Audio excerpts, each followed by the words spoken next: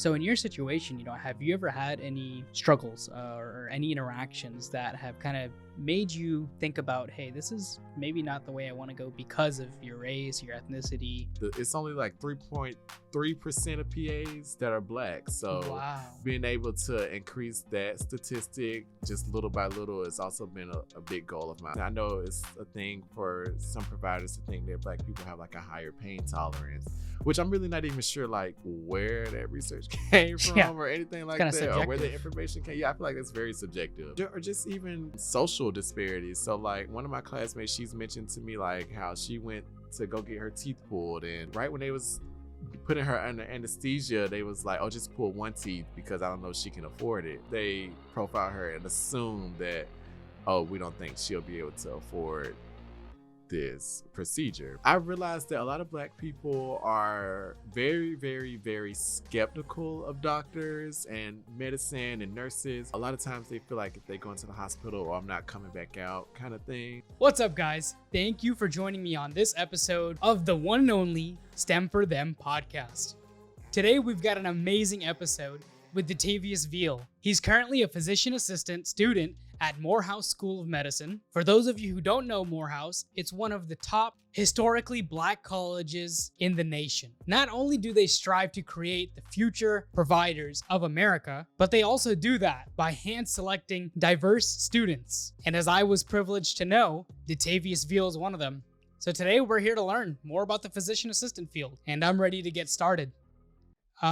Sorry, there's a little smidge on the screen. I apologize. Let me grab it real quick. Okay. I think I got it. For those of you who haven't noticed, we are getting the merch shirts out. We are not finished yet, but this is just a sneak peek. So this is for all the PAs out there. We are going to get this shirt out as soon as possible. Follow our Instagram, which is in the link in the description, so you can be notified when these shirts come out. It's going to be crazy, guys. Thank you for joining me on this. Let's get to it.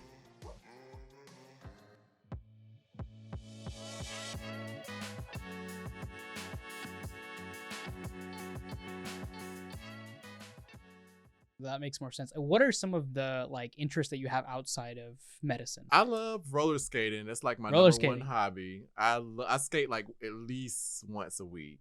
Do you really? I do. Where do you go? I like going to Sparkles in Kennesaw on Okay, Monday yep. nights, or sometimes I'll go to Cascade, or sometimes I go to Sparkles in Smyrna too. Okay, yep. And then I work out probably like 3 to 4 times a week. I try to. Mm-hmm. I didn't really meet that goal this week. I did. Well, I might meet it today. We'll see. We'll see what happens. We'll Right? see what happens. Wherever the wind blows me. Now, you were at Kennesaw. Mhm. So that's where I was like, I know Detavius. Yeah. From pre-soma and this and that. I was like, Everything. man, it's been a while, but it just kind of, it's funny how just in a world of PAs, you'll I find know. somebody like that. And it just circles back around. The world is really, really small when you think about it. So I found that really crazy too. And even the fact that you're doing this, I was just telling my friend yesterday, I was like, because I remember you were the president of Soma. Yeah. And I was like, he's always just created so many different opportunities for people. So I'm glad that you even found something like outside of undergrad to like continue their legacy and stuff. So congratulations. Thank you. That's Well, really congratulations. good. Yeah, congratulations to you That's too on good. in the PA field now. Well, thank you. Big Thank deal. you. Yeah, I always like starting up things. That's kind of like that's my skill or Mhm. utilizing what I like to do. So it's fun. But Soma was a fun one too. Was it? I thought it was fun, especially when like the PA started coming along Oh, yeah. and nurses came along. I thought that was fun. Oh, because- okay. So it was. I'm Oh, it's for glad. everybody. Yeah, like I'm I had a glad. veterinarian student come by, a pre-vet student come by. And then I had like anybody you could think of. Like at one point I had a PT student come by and I was like, Oh. oh, okay. Like, Okay, that's great. so it was good. It was fun because It's really inclusive. That's what I really Mhm. like about it. It's like Yeah. really inclusive for all the healthcare fields and everything. So it's that was a great needed, right? club. Because Mhm. Oh, eventually you're going to be working with these people. everyone. Yeah, And literally. you really will. Even as I work in the hospital, it's just I think I really enjoy working in the hospital because I never realized the roles that all the different healthcare professionals play. And so you really don't realize how essential everyone's specific role is on the healthcare team until you're like actually there to witness it. So yeah, I'm really glad that you open that door for different people. Yeah, I mean, I think it That's was what I like. important, right? And that's exactly why this podcast is like in existence, Mhm, to like kind of share how everybody has a different path, but also maybe their path didn't work out and they went somewhere else. Very true. That happens a lot, right? I'm sure Yeah. you've seen a lot of times. Yeah, I have. So it's interesting, but at the same time, it's a good way to go. I think so too. Yeah. So Detavius, thank you for bringing on board yourself and just on your busy schedule.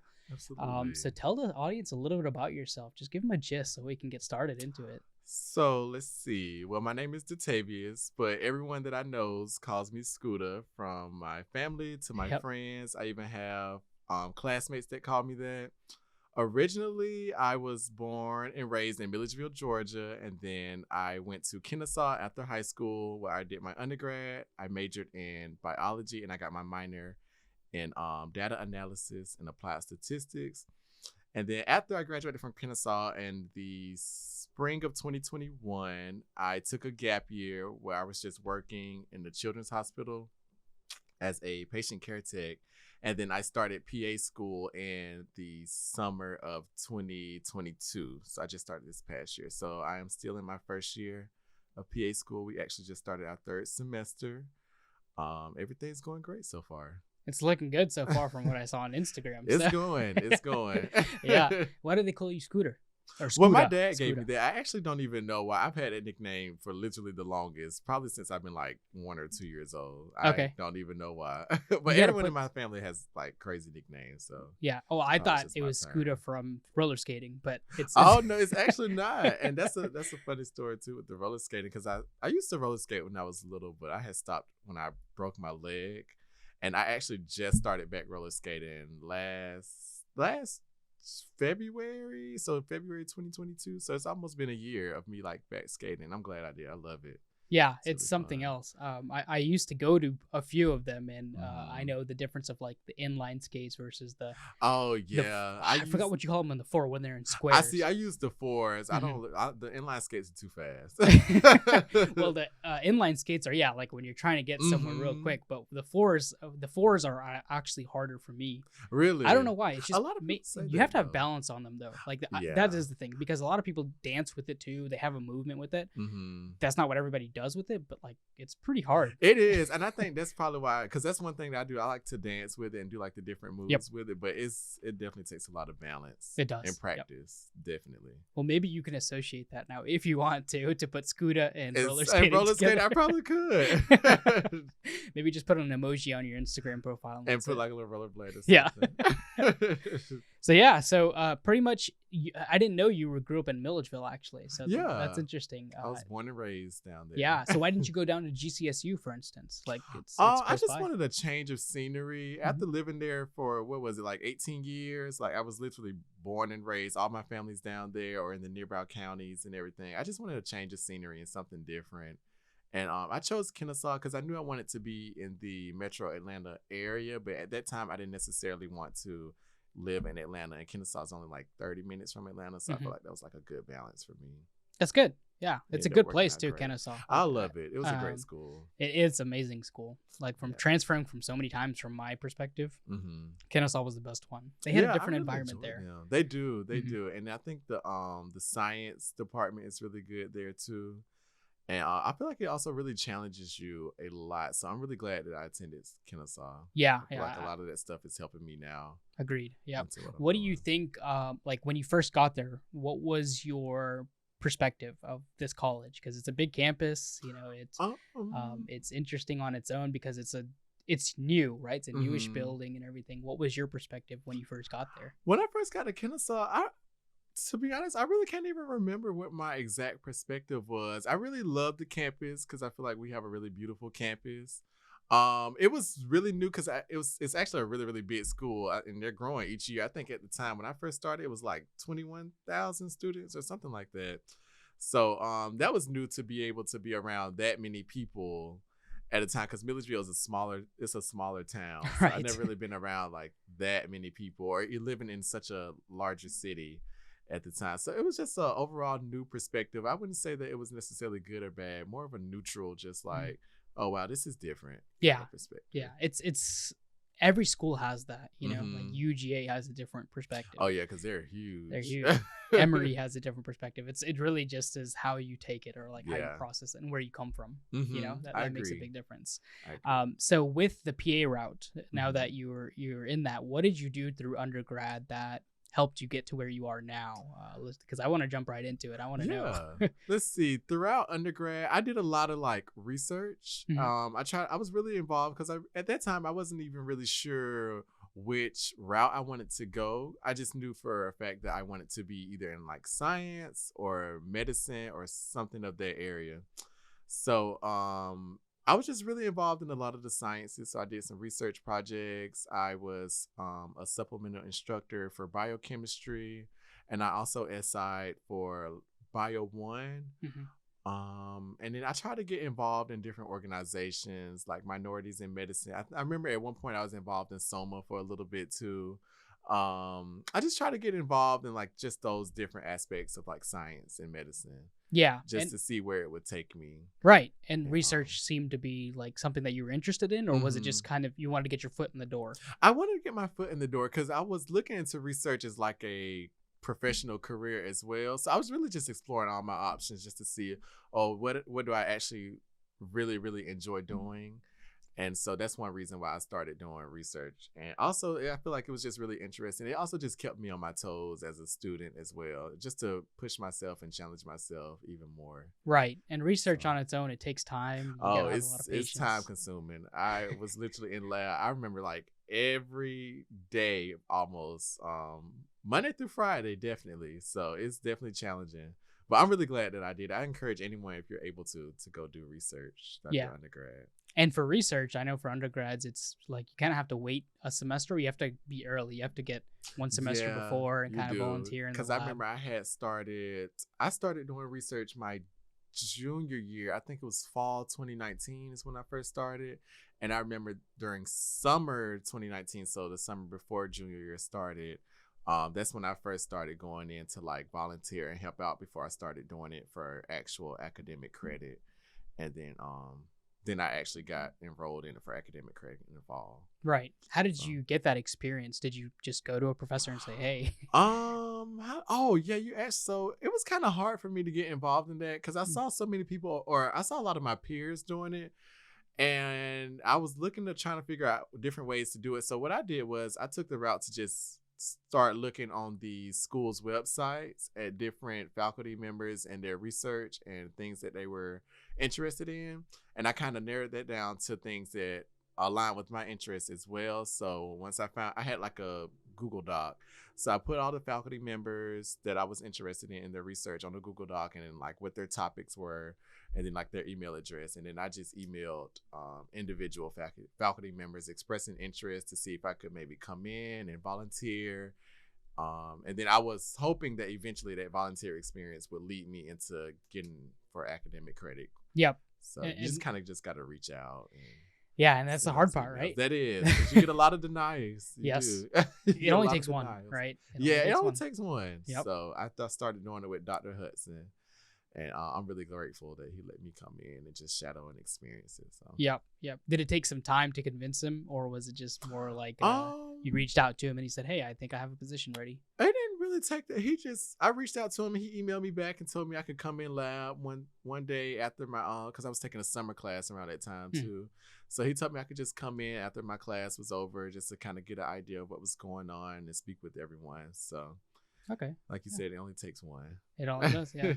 I say that to everything almost. Yes, no, it's so true. Yep. It's so true. So with this PA route of going through research and all this kind of stuff, what sparked you to even go into the PA route? So summer 2019 was really an interesting summer for me because that's when I really started, because I was like, okay, junior year is coming, so I need to really start buckling down and figuring out a plan.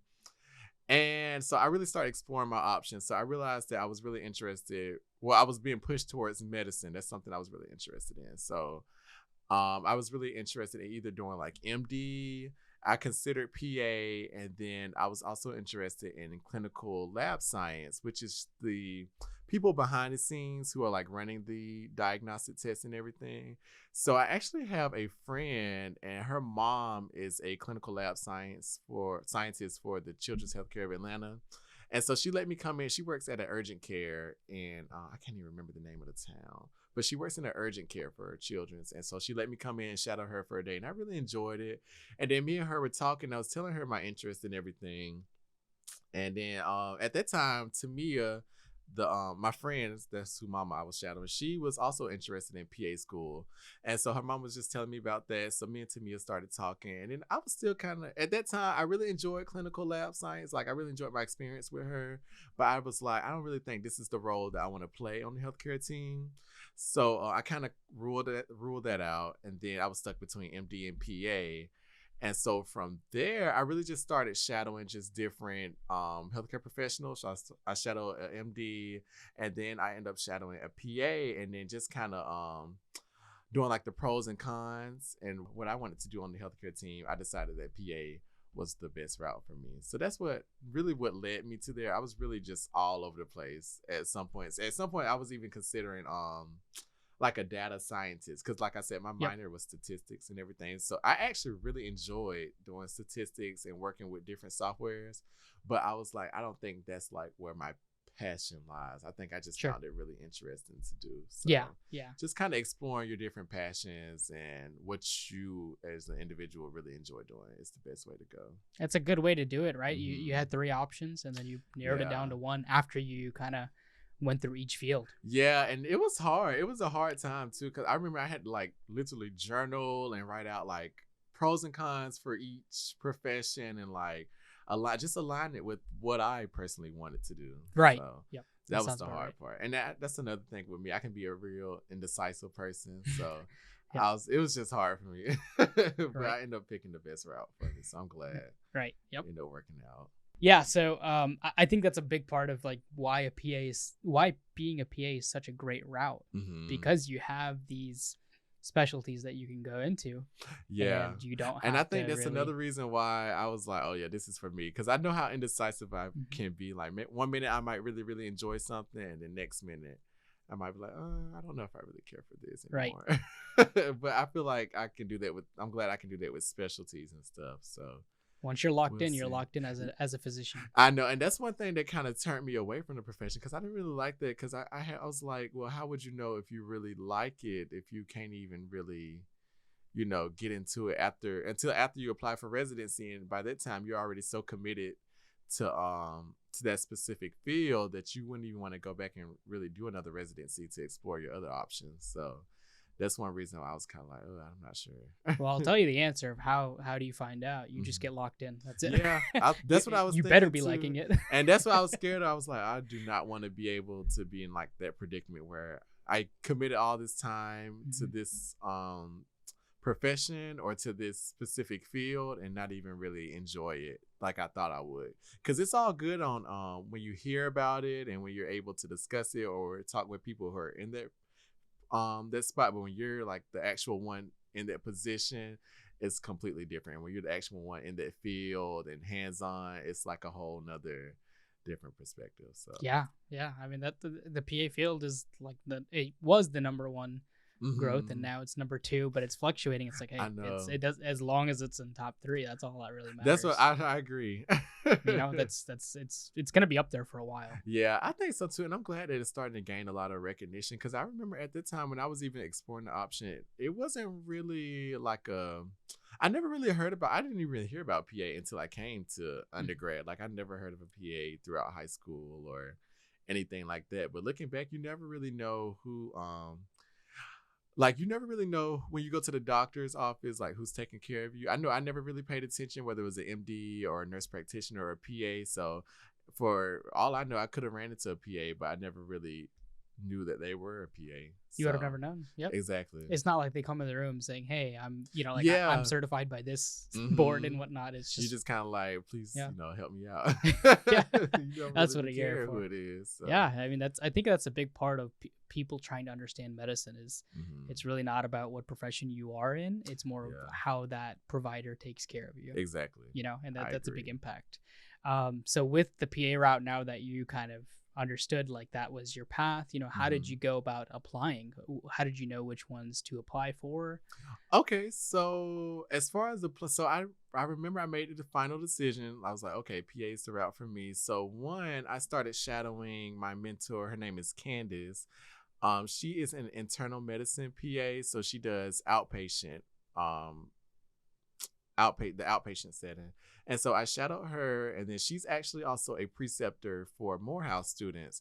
So I was able to speak with some of the current Morehouse students that were doing their rotations with her, just to get a perspective of how the program is and how they enjoyed it and just different things of that nature. And then my friend Tamia, she went, when we graduated, she went straight into it. So she actually started attending PCOM. So I was able to get her experience on how she enjoyed PCOM and just different things of that. And then I started researching just different programs around the country. One thing that I was big on was diversity. I would look at their Instagram pages to see, are they actually trying to commit to diversity or different things like that. And then I will also look at their mission statement to see if they mention anything about diversity, equity, and inclusion, or if they did mention it, were they actually taking the steps to like implement those words. So that was one thing that was really, really big on for me personally. And what else did I was looking at the PANCE pass rates as well. So the PANCE is basically the boards that you have to take once you graduate from PA school to actually be a certified PA. So I was looking at different schools' PANCE pass rates, making sure that those were good. What else was I considering? And also just overall location too. I really still wanted to be in a city area, so I was considering location really, really. That was a big part of mine as well. I didn't mind going out of state, but as long as it was in somewhat of like a city kind of area, I wouldn't mind. Active area, right? Because I just didn't want to be like bored throughout PAA school, like not having anything to do. That was I was like, no. Yeah, right. I have to have something. Yeah. And speaking of, busy timings and going through this, how is it with your schedule when it comes to these days, especially as a first year? So we first started in the summer. Summer semester was not bad. I think they used that semester to kind of transition you in to PA school, and then fall semester they took off running on us. Fall semester was has definitely been my busiest semester so far. It was basically just studying Monday through, so we have classes from like 9 to about 5 Monday through Thursday, and then Fridays are our exam days, so we don't have class on Fridays, we just do exams. And we would have an exam or two at least every Friday. And also we have to take into consideration that we were doing like practicums on some Tuesdays and practicums on Thursdays and even some practicums on Fridays. So some days you could have like 2 exams and a practicum. So it was just like really learning how to allocate your time the right way. So I was doing a lot of studying, basically Monday through Friday, probably about, on average, I would say I probably studied like minimum 4 to 5 hours each day, Monday through Thursday. Right. I usually don't study on Fridays since those are test days. I kind of use that day to just, after I take my exam, to just go home and just kind of unwind.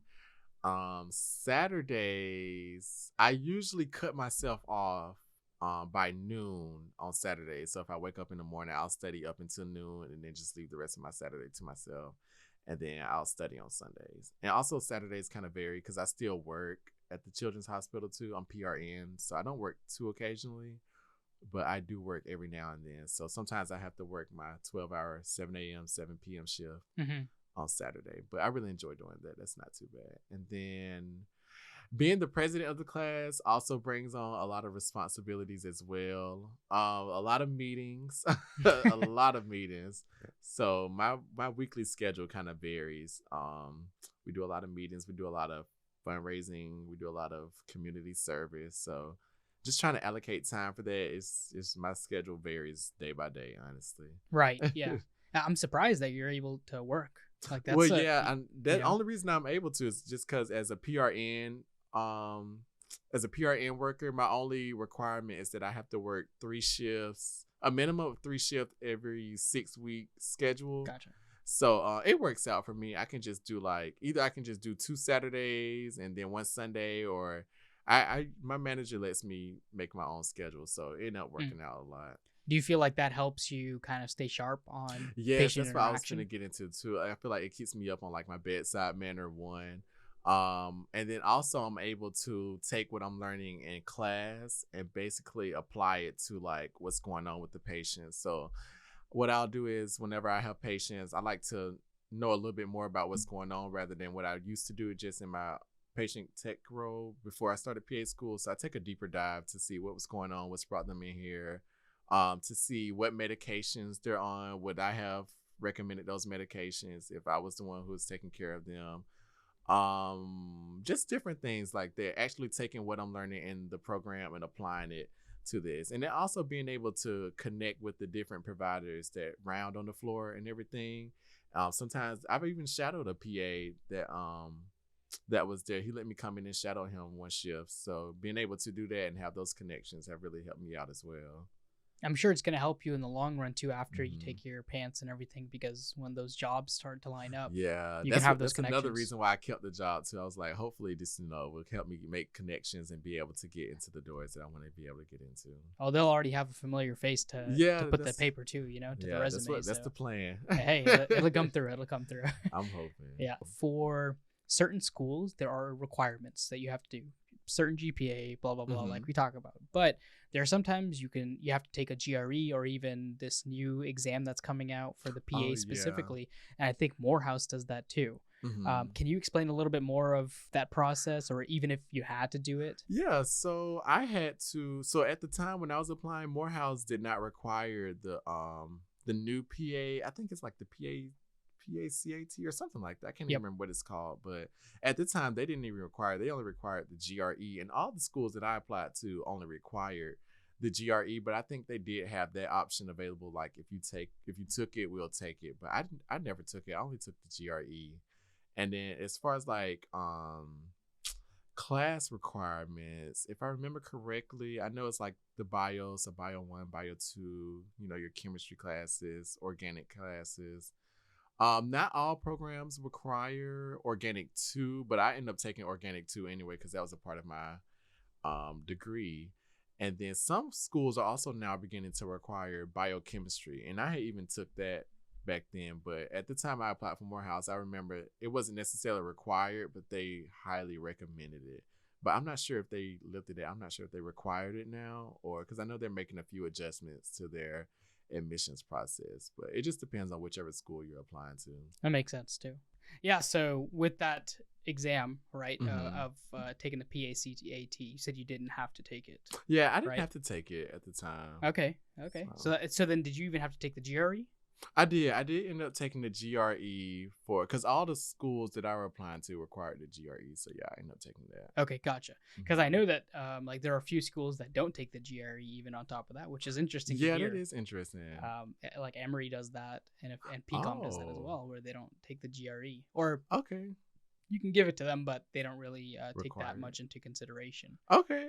So it's interesting. But they did definitely change that over time, obviously from your perspective, because you applied during COVID, peak moment. So it's different for you. Yeah, I wonder if they're going to end up like getting rid of the GRE and just doing like the PACAT overall. I'm not even sure what's on the PACT, honestly. Yeah, neither do I. I saw it and I was like, not sure if that's the one I want to go with, because I saw Morehouse was kind of the only one initiating it for the last cycle or this cycle. Okay. And I was like, interesting. But it seems like that's the only school that would have to take that basically and submit it.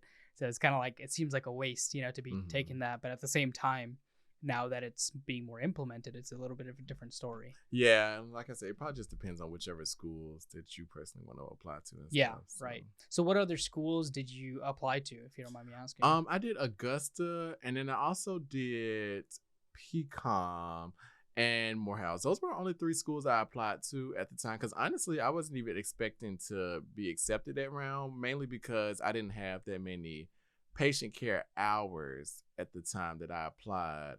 And so I was really just testing the waters just to see what would happen. So I remember I ended up submitting my application like July, or no, it was like end of June, beginning of July, during the summer of 2021, right after I graduated. And I wasn't really even expecting to get in just because, like I said, I felt like I didn't have that many patient care hours because I didn't even start working at the hospital until August 2021 because before then I was a medical assistant in the internal medicine clinic. So I really didn't even have that many patient care hours or experience or anything like that. How important is it for you, at least in your opinion, of getting those patient care hours or direct patient care hours? It depends. So, because you can get different patient care hours different ways. So, in my opinion, it depends on which way that you get them will be useful in your like throughout PA school. So, I'm really glad that I ended up doing like the medical assistant and the working in the hospital because I feel like I got introduced to just so many different prominent things because one, the internal medicine clinic was like mainly adults, and then learning a little bit about adult health and different medications that a lot of adults are taking, and then going into the pediatric hospital to learn about what happens a lot with kids and like just different viruses. I feel like that combination of those two things really helped me a lot throughout, or is helping me a lot throughout PA school. So it really just depends on which route that you go that will help. Some people did phlebotomy, and that helps them out a lot throughout our practicums and stuff like that. Some people did like EMT. That's definitely helping them out with our practicums and also with the medications and everything that we're learning. So it just depends on your route. Yeah, right. And that's pretty big for the PAs because I try to emphasize that for people to understand that shadowing is great. It's great. It's important. You should do it. But also you should try to focus on trying to get a certification or some type of job out there. Like you said, a medical assistant, phlebotomy tech, whatever you want to go for. But that's just because it gives you direct patient care. You're literally dealing with the patient. Yeah, I agree. Yeah, I agree. Whereas you're shadowing, you're observing, which is great, but you're not able to really interact, with that patient. And that'll tell you whether or not you need work, and we all need work. Yeah, we all can improve in some way. Exactly. So it's pretty important in that situation. So how do you like Morehouse? I love it. With it going now, you're going on this first year. It's going really good. I really enjoy Morehouse. It's great, actually.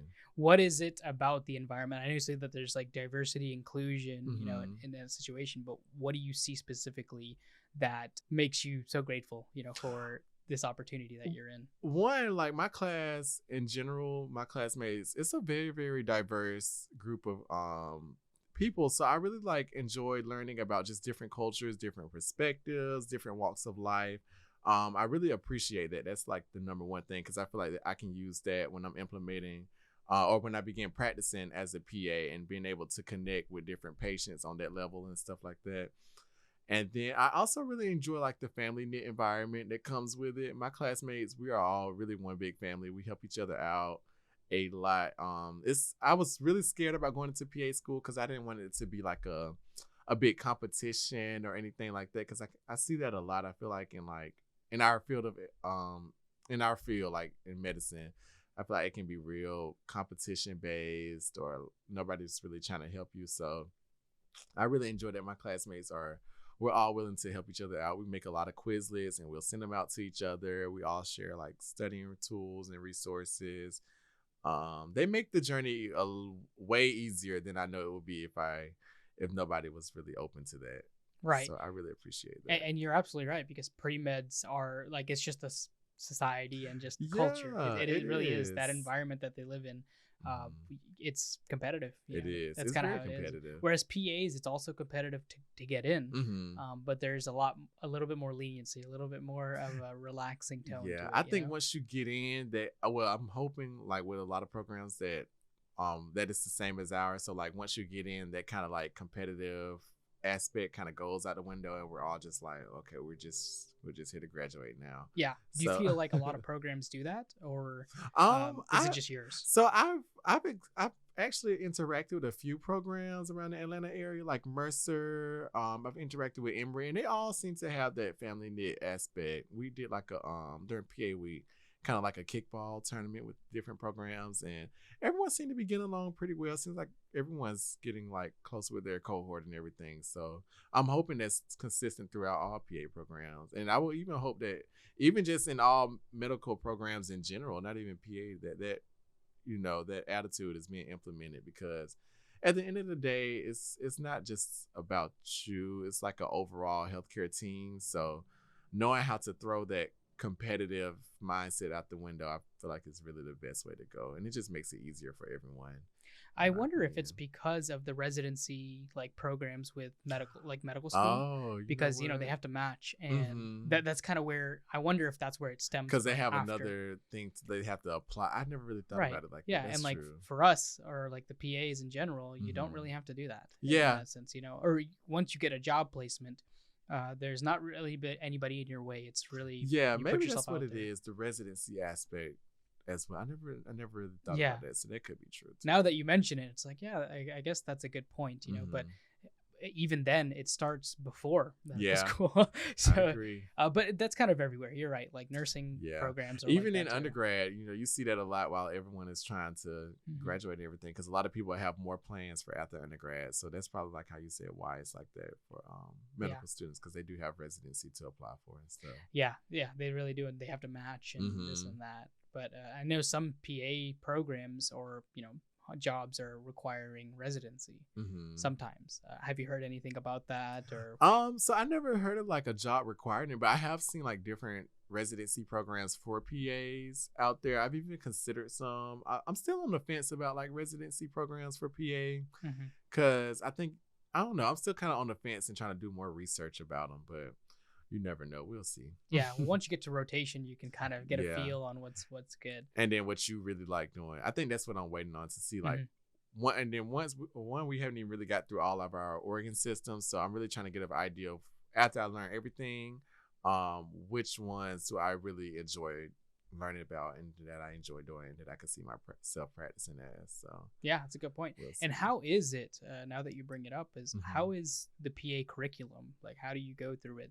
With organs and medications, or so we do it, well, our school does it by organ systems. So for example, last semester we started off with derm. So when we was in the derm module, we were learning everything about derm. So like different derm procedures that you would do, like biopsies, injections, and then we was learning about like different derm conditions, and then the medications that you would use to treat it, just different things like that. So you do that for each organ system. So we did that for derm, then we did it for heme, then we did it for HENT, then we did cardio, and then we did pulmonology. And then now we're getting ready to start our GI module. So it'll be the same thing. So GI procedures, GI medications, GI conditions, and just different things like that.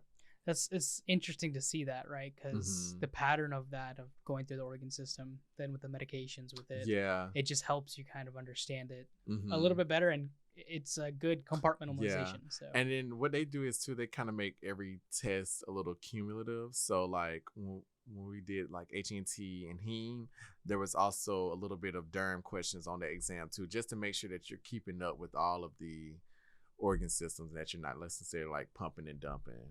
Oh wow, I didn't know that. Okay, so how do you study for that? Like, or is it just kind of like you study for it? Well, hopefully it was just kind of drilled into your head.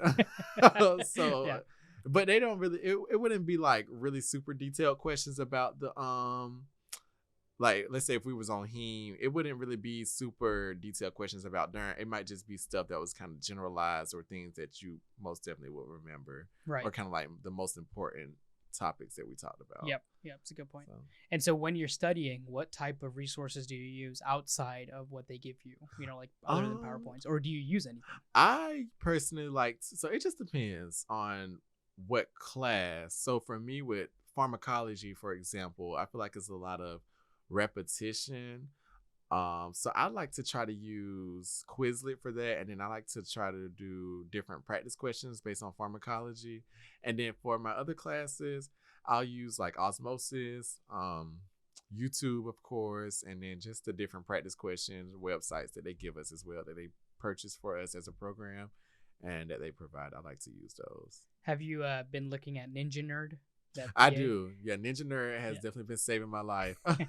um, Especially with the cardio unit. I was definitely using Ninja Nerd. Yeah, they say that. Well, you look at his videos, and it really, he really goes into detail with it. He's So, actually a PA too. yep, So which is amazing, right? What else? Tell me a little bit more about, just kind of outside what you do.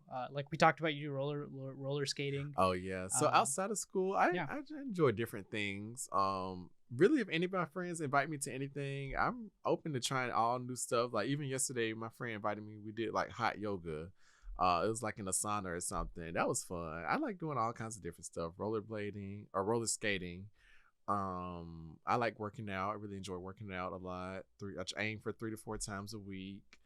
I enjoy cooking, just trying to explore Atlanta too, just different restaurants around the area, different sceneries, just different things like that. yeah. Sometimes it's good to just get out and Yeah, you have to. You can't do let something school else. overwhelm you. Exactly. Yep. You And it's funny cannot. because a lot of times when people like are entering the PA program, they're like, Mhm. "Oh, I'm not gonna be able to do anything anymore.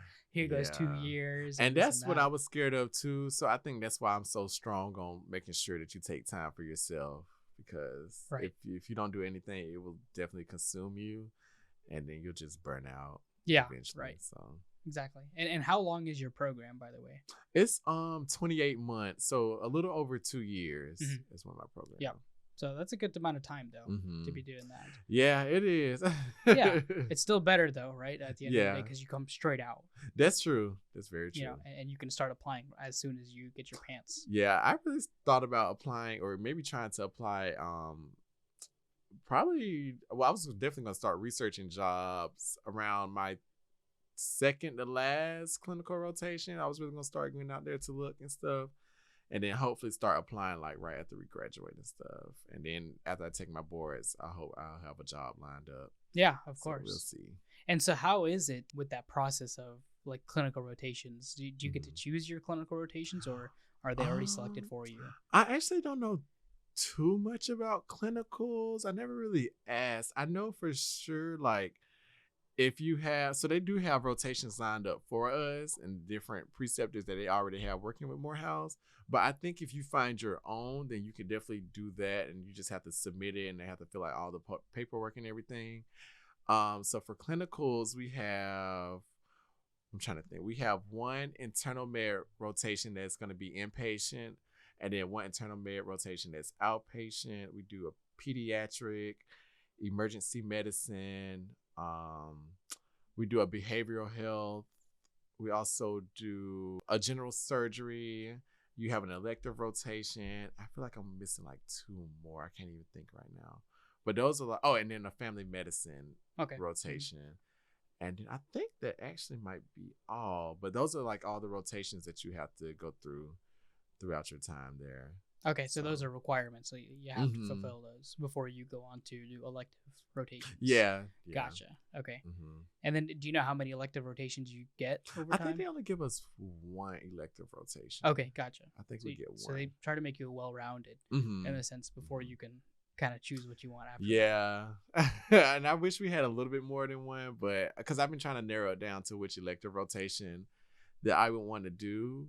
But I'm just so interested in so many different things. So it's going to probably be hard trying to narrow that down Yeah, to figure out which one I want to do. exactly. Which will be, again, at the end of the day, like that's the decision you'll make, like once you find the love, right? The Yeah. passion for one or the other. Yeah, kind of explore my options and everything. Exactly, So we'll exactly. see. And so you're working with kids right now, Mhm. PRN as your job. So how do you feel about, pediatrics, for instance? I really enjoy pediatrics. Actually, that's something I would really do. I don't think I would want to do like an outpatient pediatric, because I don't really like the idea of a 9 to 5 job like Monday through Friday. I really like the idea of having like what I've been doing as my time as a tech is like 3 12-hour shifts Mhm. and going about your week or something like that. But I would definitely consider pediatrics or even like a subspecialty within pediatrics is something that I would enjoy doing as well. I like working with the kids. Yeah, kids are they're very complicated, but Mhm. they're so rewarding, right? Yeah, and I feel like with kids, especially like the population that can't speak, like newborns and stuff like that, Mhm. is you really have to pay attention to what their bodies are telling you. So like the lab results that you get and the vitals and everything. So I feel like it takes a special kind of observance to be able to work in a pediatric healthcare setting. Yeah, absolutely. And So. it's also like I've said this before, but you are not just treating one patient, you're treating 3 patients. Yeah. If there's 2 parents involved, right? That's very true too. So it's like It's a lot. Yeah. But I enjoy doing it. I do. I feel like it's very rewarding, especially as you see them get better and be able to leave the hospital. That's my favorite thing about working there. Yeah, it's such a big part of just trying to understand what you fit the most, right? What is your personality fit?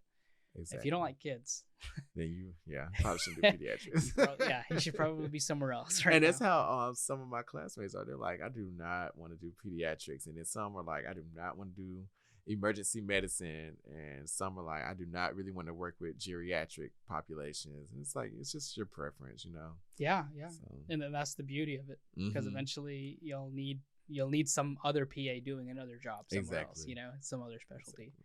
So it's pretty big to understand like where everybody has their own thing. Like it doesn't always fit you. I agree. And that's okay. You just got to be able to understand where they're coming from, you know? So it's pretty big. It's huge actually. So you said you like working out, right? But you like cooking. Okay. I do. So you like cooking. Let's say if I needed you to bring one dish. Ooh, okay. And it had to be, and I was like, Detavius, it's got to be the best dish ever. Oh, right, okay. What dish would it be? It doesn't matter what it is, but I'm counting on you to bring this party out alive. That's such a good question. I'm trying to think of anything. So every time we have, like, me and my friends, and this is such a simple recipe, but anytime me and my friends have like a gathering or they throw like a little kickback or get together or something, they always request that I make spinach dip. It is their number one request. If I do not walk through that door with spinach dip, they probably would tell me to like turn around. So I think that would be the dish that I would bring. Would just be like spinach dip and chips. Now, will it save the party? It would. Okay, it would. Right. That's all that matters. As long as it saves the party. Absolutely. Is it now spinach artichoke dip, or is that I the same? I never use artichoke in mine. I always just use spinach, which I mean you can, because all it is you just throw it in there. But I just never took the time to like experiment with it. How do you make it? All you do is just like mix it in a bowl. It's really easy, honestly. You just mix everything in a bowl, like spinach, cream cheese, sour cream, different seasonings, and just like milk. And you mix it all. Well, first you have to kind of cook the spinach in the saute it a little bit, and then you mix it in and get it all well and stir it in, and then you just bake it with cheese on top. But I guess it's just the seasonings that you decide to like add in there that makes a difference, because everyone's tastes different. So yeah, exactly. Do you go for the spicier side every now and then, or do you go for more of the sweet? More like, I guess, in the middle. I really never go for spicy nor sweet. Just more so like a really nice savory taste is what I try to go for. That's a good way to go. Yeah. Mine used to be chicken Alfredo pasta. Oh. That was a good one to go with. Yeah. Or like, that was a really easy one to go with for me. Yeah. And then I just had a traumatic time of when I had food poisoning one time. Oh, God. And it just never went back to it. Never. You know? Oh my gosh, I never had food poisoning, but I heard it is no fun. Oh, it's horrible. Oh God, I can only imagine. Yeah, it can be really rough. That's exactly what it was when I had it. So. Oh, sheesh. Yeah, it's a PTSD for sure. Like, so ever since then, you just was like, I'm not cooking. I cook everything else, but other than that, you know, like my wife will be like, hey, like, you want to make, you know, chicken Alfredo pasta. She loves pasta and spaghetti and all that kind of stuff. And like now I'm just like, scarred from it. Yeah, like I'll cook like, you know, salmon, fish, or so I'll cook all that stuff. But I just can't come to it. You know how that happens. Like you go from loving something and then all of a sudden one bad experience is just like, ooh, it's over. You know, like I'm just scared. That's how I was with rollerblading though. After I had broke my leg, because I broke my femur. I literally broke my femur in 6th grade. For roller skating, I was just like, I am not getting on those skates. Yeah. And it took me I probably broke my leg when I was like 12 or 13.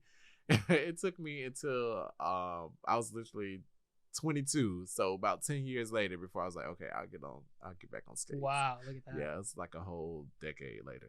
That is, so. Yeah, it took some time, that's for sure, to kind of come back to it. What happened? I was just being a kid, not really thinking. My mom asked me to bring in the trash can, and our driveway was because I used to skate every day after school in our driveway, And so she asked me to bring in a trash can. And instead of taking the skates off, I kept the skates on to bring in the trash can. And so, like I said, our driveway is kind of like a little slope. So as I was going down with the trash can, I'm not really sure what happened, but it kind of turned on its own and I kind of went with it. And so when I fell, it felt like a normal fall. Like it wasn't nothing that was super hard. But when I fell, my leg kind of twisted with it. And so it was just I just remember hearing like a pop and I was like, oh my God. So it was like a clean break. Yeah, I can imagine how tough that would be. Oh, it was. I was miserable. I was down for like 2 or 3 months. That's rough. That's a rough one. So I did want to ask you a question overall about, just kind of where you came from, right? Like in the instance of being Black, right? It's very important that I help people understand the voices of where Black people come from, right? Like it's a sensitive topic to a lot of people, but and I wonder why, there's a lot to it, but it's something that needs to be done because minorities in general, like I'm Pakistani, right? So it's something that we don't have a voice for, but we try to make that voice. And I'm hoping this platform can help bring that voice out for some people who are Black and in the medical field, right? Because that is a big problem these days in America. So in your situation, have you ever had any struggles or any interactions that have kind of made you think about, hey, this is maybe not the way I want to go because of your race, your ethnicity, you call it. Not everybody has one, right? I'm going to say, yeah. And going off of that, I personally don't think I really had any necessarily like racial discrepancies or anything like that with just with my upbringing or anything like that. But I will say just kind of like I have heard a lot of different stories and I'm very fortunate to not really have it happen to me directly. Right. But just with Black people not really receiving the best or the adequate care that they could have, like for some reason, I know it's a thing for some providers to think that Black people have like a higher pain tolerance, which I'm really not even sure like where that research came from or anything like that, subjective. Or where the information came. Yeah, I feel like that's very subjective, or where that information came from, or also or just social disparities. So like one of my classmates, she's mentioned to me like how she went to go get her teeth pulled, and like right when they was putting her under anesthesia, they was like, oh, just pull one teeth because I don't know if she can afford it. And it's just like, so it was just, so she only got one wisdom tooth pulled, and she had to go back for a whole nother surgery and going through that whole healing process again, just because they kind of profile her and assume that, oh, we don't think she'll be able to afford this procedure. But just hearing those kind of different stories, and also just seeing like everything going on with the Black Lives Matter movement back like 2 or 3 years ago, and just to see all the different social injustices and everything kind of pushes me to want to be that face in medicine. And also growing up in a very southern Black town and with a very southern family, I realized that a lot of Black people are very, very, very skeptical of doctors and medicine and nurses. A lot of times they feel like if they go into the hospital, or I'm not coming back out kind of thing. So that's another reason that motivated me to go into that field, because not all medicine or not all providers are going to be bad, and not everyone is really, it's not the goal to try to harm you. It's really to try to help you. So I really wanted to be that representation in that face, that if you were to come in, if I was working in the ED and you see me working, or that I would be the one taking care of you, that you would feel comfortable and that you would be feeling like, okay, I'm this will be fine. He's going to take good care of me. So I just always wanted to be that face and that comfort for people that look like me and everything. And also for people that want to be into the PA field, like it's only like 3.3% of PAs that are Black. So being able to increase that statistic just little by little has also been a big goal of mine. So that's why I always try to help any pre-PA student that reaches out to me, really try to help and guide them to get to where they want to be as well. Yeah, and I'm hoping that like this is the podcast for your voice to be spoken to, right? I agree. I hope so too. If they were, we can definitely put our link in the description of your social media, kind of get them going. Your email, I would probably love that. And hopefully you can respond during those busy days, right? When you're stuck in the books. Try to get back. It might take me a few hours, but I usually try my best to get back to everyone. Yep. So No, well, again, That's I like the appreciate main you coming goal. on the podcast and Oh, just of course. Thank speaking you for having me. towards what matters the most, right? Mhm. Giving your perspective on it and then kind of going from there. So Yeah, hopefully they can reach out to you and kind of go from there. So thank you for coming on. I appreciate it. absolutely. Absolutely. Well, thank you Thank for you again. having me.